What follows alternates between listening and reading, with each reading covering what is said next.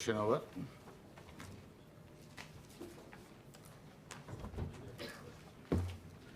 Question number 4403, Honorable Member Vijay Shanti Garu. అధ్యక్ష, ముందుగా మీకు నూతన సంవత్సర శుభాకాంక్షలు. మన హౌస్లో ఉన్న వాళ్ళందరికీ కూడా నూతన సంవత్సర శుభాకాంక్షలు. తెలంగాణ ప్రజలందరూ సంతోషంగా హ్యాపీగా ఉండాలని ఆ దేవుడిని నేను కోరుకుంటున్నాను. అధ్యక్ష, మీ ద్వారా నేను మంత్రి గారిని కోరుతున్నాను. గృహజ్యోతి అనే పథకం చాలా మంచి పథకం. సో దానికి సంబంధించి నేను చెప్పదలుచుకున్నాను. గృహజ్యోతి పథకం కింద 200 యూనిట్ల వరకు ఉచిత విద్యుత్ సరఫరా విషయంలో రాష్ట్రంలోని వివిధ జిల్లాల వారీగా ఎంతమంది అర్హులైన మహిళలకు ఉచిత విద్యుత్ సరఫరా చేశారు? ఈ పథకం అమలు నిమిత్తం రాష్ట్ర ప్రభుత్వం ఎంత ఖర్చు చేసింది? అర్హులైన మహిళలందరికీ ఈ పథకం వర్తింపుకు గవర్నమెంట్ సమర్థవంతంగా అమలు చేయడానికి తీసుకున్న చర్యలు ఏమిటి?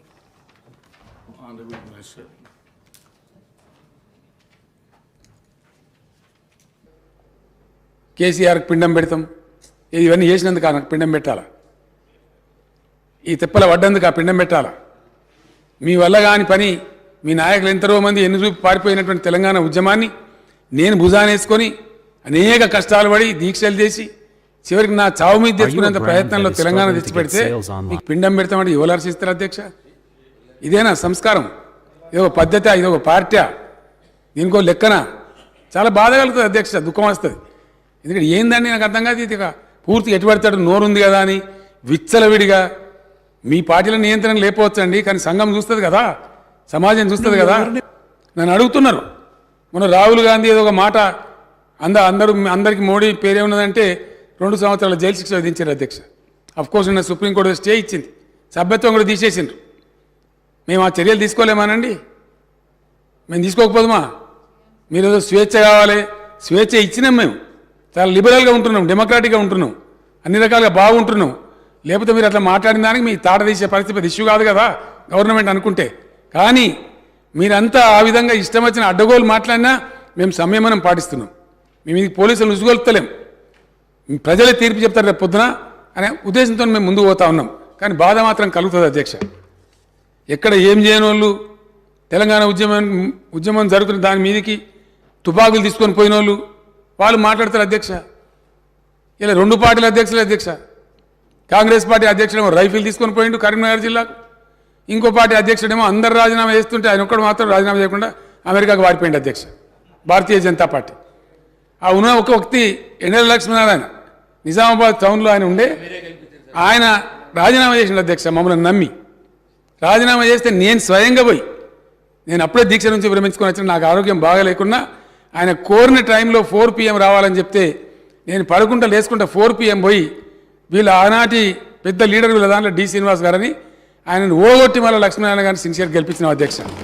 ఇవన్నీ కూడా జరిగినాయి అధ్యక్ష, ప్రజల ముందే జరిగినాయి ఇవన్నీ. చాలా బాధ కలుగుతుంది అధ్యక్ష, దుఃఖం వస్తుంది. ఇంత చేసి పెట్టి రాష్ట్రాన్ని ఒక తువ్వలో పెట్టి. ఒక్క నిమిషం ప్లీజ్, ఒక్క నిమిషం ప్లీజ్. మీ జన్మలు ఆలోచించారా దళిత బంధు ఇవ్వాలని? మీ ఇండియన్ నేషనల్ కాంగ్రెస్ కనుక స్వతంత్రం వచ్చిన తెల్లారే దళితుల వృద్ధి గురించి పనిచేసి ఉంటే ఇలా దళిత బంధు ఎందుకు ఇవ్వాల్సి వచ్చేదండి? దయచేసి ఆత్మవిమర్శ చేసుకోండి, మమ్మల్ని అన్నాడు కాదు. మేము ఇలా దేశానికి ఒక దిక్సూచిగా ఉన్నాం అధ్యక్ష. నేను మహారాష్ట్రకు పోయి నేను మాట్లాడుతుంటే అక్కడ వేణువుల్లో కొనియాడుతున్నారు మీ తెలంగాణ మోడల్ మాకు కావాలని చెప్పి.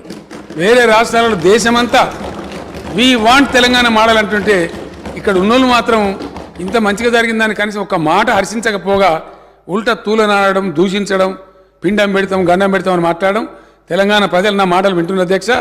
వచ్చే ఎన్నికలలో ఎవరికి పిండం పెట్టాలో ఇప్పుడు ప్రజలు నిర్ణయించాలి అధ్యక్ష.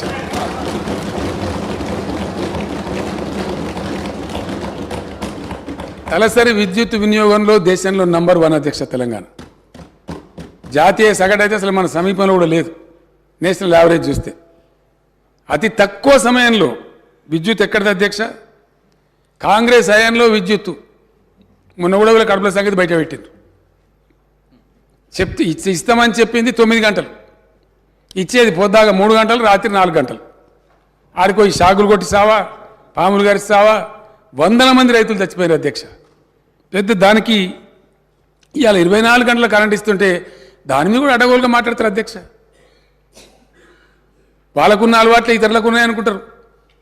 ఎంత క్రమశిక్షణ పాటిస్తే, ఎంత పటుత్వంగా పనిచేస్తే ఇండియా మొత్తంలో అధ్యక్ష దయచేసి ఒక్క పాయింట్ చాలు. ఏదైనా చూడడానికి పరిశీలించడానికి కొన్ని సరిపోతాయి అధ్యక్ష. కొన్ని సూచికలు ఉంటాయి, ఇండికేటర్స్ ఉంటాయి. అన్నం ఉడికిందా లేదని మొత్తం కుండను విసుకం, ఒక గింజను విసిస్తే దాన్ని బట్టి అర్థమవుతుంది. కొన్ని ఇండికేటర్స్ చూస్తే అర్థమైపోతుంది ఏ రాష్ట్రం సంగతి. వాకిలు చూస్తే ఇల్లు సంగతి తెలుస్తుంది అన్నట్టుగా ఎంత ఇండియా మొత్తంలో ఏ ఒక్క రాష్ట్రంలో కూడా 24 అవర్స్ పవర్ సప్లై లేదు. ఈరోజు నేను నిలబడి మాట్లాడే టైంలో no single state in India gives 24 power supply to all the sectors. అప్పుడు ఎట్లా అధ్యక్ష, కాంగ్రెస్ రాజ్యంలో పేలిపోయే ట్రాన్స్ఫార్మర్లు, వందల కొద్ది కాలిపోయే మోటార్లు ప్రతిరోజు అధ్యక్ష, ఒకరోజు కాదు. ట్రాక్టర్ కాలిపోతే పడ్డ బాధలన్నీ ఊరోళ్ళందరూ తలా 2,000 తలా 3,000 జమ చేసి ట్రాక్టర్ మీద పెట్టి ఎలక్ట్రిసిటీ ఆఫీసుల కాడ పోయి ఎలక్ట్రిసిటీ ఆఫీసుల కాడ ధర్నాలు, భయంకరమైనటువంటి పరిస్థితులు అధ్యక్ష. వీళ్ళు మాకు ఇలా పాఠాలు చెప్తామంటారు, వీళ్ళు మాకు నీతులు చెప్తామంటారు. ఇలా చాలా కష్టపడి ఈ స్థితికి తీసుకొచ్చినాం అధ్యక్ష. దీన్ని కాపాడుతున్నాం మేము. దీని మీద అపోహలు కలిగే విధంగా ఇష్టం వచ్చినట్టు మాట్లాడతారు అధ్యక్ష. ఆనాడు రాష్ట్రం ఏర్పడ్డ నాడు నేషనల్ కాంగ్రెస్ పార్టీ హయాంలో తెలంగాణ స్థాపిత విద్యుత్ శక్తి 7,778 మెగావాట్ల అధ్యక్ష. ఈరోజు తెలంగాణ ఇన్స్టాల్డ్ కెపాసిటీ 18,756 మెగావాట్ల అధ్యక్ష. అతి త్వరలో 4-5 నెలలలో దేశంలోనే నంబర్ 1గా పబ్లిక్ సెక్టర్లో స్థాపించిన number 1 ultra mega power plant ఇండియాలో నంబర్ 1 అధ్యక్ష. ఏ రాష్ట్రం సాహసం చేయలే. ఈవెన్ ఎన్టీపీసీ కూడా తర్వాత వచ్చింది. కానీ ఒక రాష్ట్ర ప్రభుత్వంగా పబ్లిక్ సెక్టర్లో తెలంగాణ జెన్కో ఆధ్వర్యంలో 4,000 మెగావాట్స్ పవర్ స్టేషన్ 30,000 కోట్లతోని మేము నల్లగొండలో దామర్చల్లో పెట్టినాం అధ్యక్ష. అక్కడ మా ఎమ్మెల్యే భాస్కరరావు గారు, ఆ జిల్లా మంత్రి విద్యుత్ శాఖ మంత్రిగా ఉండి మా జగదీష్ రెడ్డి గారు, సౌత్ తెలంగాణలో మేము ఎంత న్యాయబద్ధంగా పోతామంటే అధ్యక్ష, కాకతాళీయంగా తెలంగాణలో ఉండే పవర్ స్టేషన్స్ అన్నీ కూడా ఉత్తర భాగంలో ఉన్నాయి అధ్యక్ష. అది కొత్తగూడెం కావచ్చు, పరకాలలో కాకతీయ కావచ్చు, మేము పెట్టిన భద్రాద్రి కావచ్చు, అంతకుముందున్న ఎన్టీపీసీ రామగుండం కావచ్చు, నిజాం స్థాపించిన పవర్ స్టేషన్ కావచ్చు, అన్నీ కూడా గోదావరి ఒడ్డున అన్నీ కూడా ఇటు ఉత్తరం వైపే ఉన్నాయి అధ్యక్ష.